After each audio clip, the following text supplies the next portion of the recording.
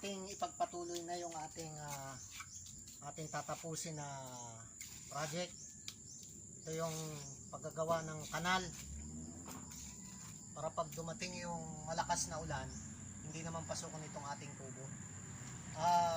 Dito rumaragasa yung buhos ng tubig dito. Ito dumadaloy mula dyan sa taas hanggang dito, kaya apektado yung aking kubo. Kaya kinakailangan na lagyan natin ng kanal na maayos para naman hindi pasukin ang ating kubo. Ayan, kailangan matapos to para ang loob naman ng aking kubo ay hindi bahain.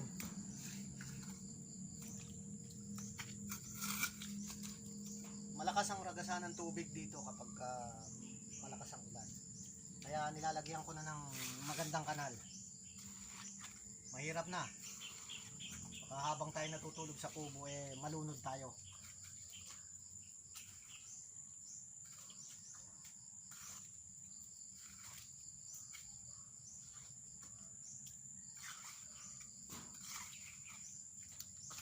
At least ito may nakakitang project.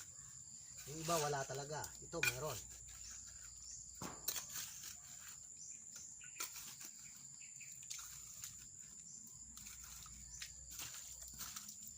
Alam nyo, pagka dito sa kubo ko, kapag lumalakas ang ulan, ay grabe.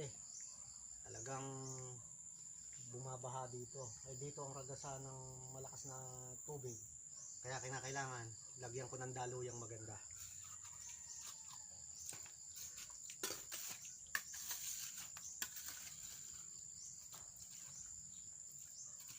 Alam nyo naman, kahit bukid, kailangan may lulusutan din na maganda ang tubig para naman hindi magbaha sa loob.